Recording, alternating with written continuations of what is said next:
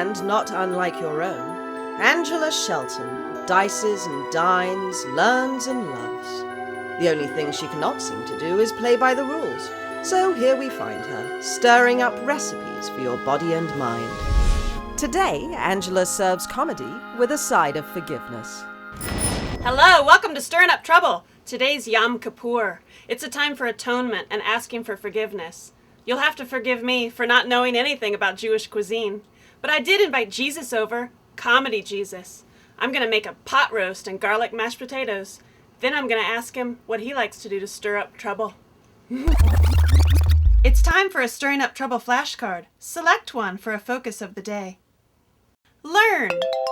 A good brain is a well-fed brain. So read, expand your mind, learn new things. Happy Yom Kippur, everyone. Today I'm going to make a pot roast. I picked an organic, red, juicy one, about 2.5 pounds. It was $14. If you get prime rib, it's about 500 times more expensive. So I chose a pot roast. Did you know that in the past, when there was meat available, that the men got the meat?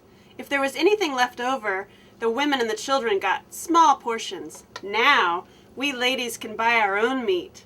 Meat can be a great source of protein, minerals, zinc, and iron, and B vitamins. But it also kills creatures with faces and adds parasites to your colon. So it's not really a good idea to eat too much meat. To season my meat, I use my family's seasonings, prime rib seasonings, but I like to break rules, so I use it on my pot roast. You don't want to use very much of this seasoning because it's quite strong. You just sprinkle about a handful over your meat. Rub your seasoning around your meat.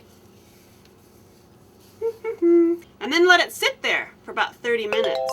Here comes Johnny Appleseed to remind us that purging isn't just for models. Let's have a heart-to-heart, shall we? Do you let stuff define your life? Do you have closets full of old stuff that you've had since 1957? Why not donate them to people like Angela Shelton, who will actually wear them? Things fall into 3 main categories. Number 1 is necessity. A necessity is something that you need in order to survive. Number 2 is a luxury, something that you really, really love, but you don't need it in order to get by. And number 3, junk. You know what it is, because it's just junk. It has no real use. So why not make it a rule in your life that for every new thing that you bring into the house, you let go of something old. This way you keep the energy flowing in and out of your house. You can also get a tax write-off when you donate all of these items to a local charity. My challenge to you today, find 18 things in your house right now that you can let go of that you no longer want and no longer need. This way, you're on your way to purging all the old stuff and letting all the new stuff come in. Here is my baking pan. I recommend that you have one of these. After your meat has been soaking up all the seasoning, put it in the pan. I use a little bit of Bragg's. You know how I love Bragg's. Around the bottom of the pan. Yummy. The oven has been preheating at 375 degrees. Now all you do is cover your meat and stick it in your oven.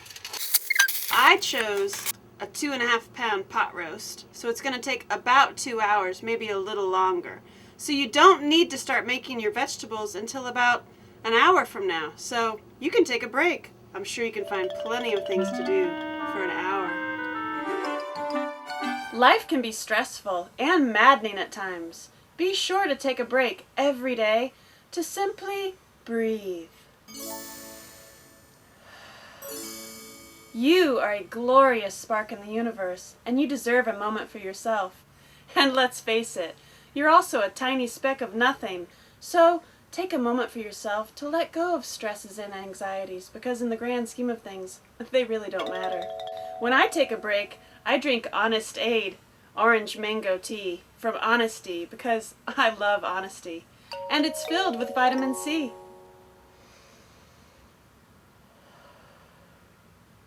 Now you can get back to stressing.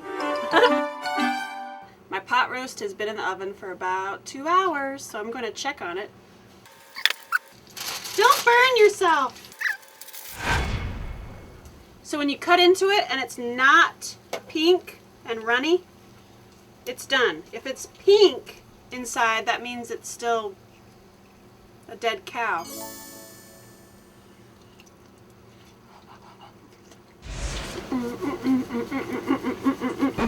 So what I'm going to do is put my carrots all around this. You can also add an onion to this or some cloves of garlic. Put it back in the oven for about 45 minutes while your carrots cook. It's okay if you overcook it a little bit as long as you keep that juice in the bottom. A clean kitchen is a happy kitchen. Make your guests do the dishes. Come back to stirringuptrouble.com to learn how to make the perfect side dishes for your meal. My pot roast is ready. If you're a gravy lover, like me, you can take this juice from your meat, put it in a saucepan on the stove, and add a tablespoon of flour and whisk it up, and you make a gravy. Check it out! You have your pot roast and your carrots, mashed potatoes, and green beans. Now let's go have dinner with Jesus. Hi, my name is Troy Conrad. I'm appearing today on Stirring Up Trouble, and I'm appearing as Jesus. The reason that I do this, it came partially from interviewing people all around the country. And I asked them what would happen if Jesus came back today. Most people said he would be killed right away by people in power. That answer transcended every age, race, everything. And it inspired me to act as if Jesus would act if he came back today. Stir up trouble. Jesus! Angela! Wow, this is so exciting. This is special. Do you like some potatoes? Yes, I would. Thank you so much. So, is it true that we weren't supposed to give meat to the women and children? That we had to give meat only to the men? Yeah, they had that rule. I just thought that stuff was such a bunch of crap, you know? Really? Oh, it still upsets me that they did that.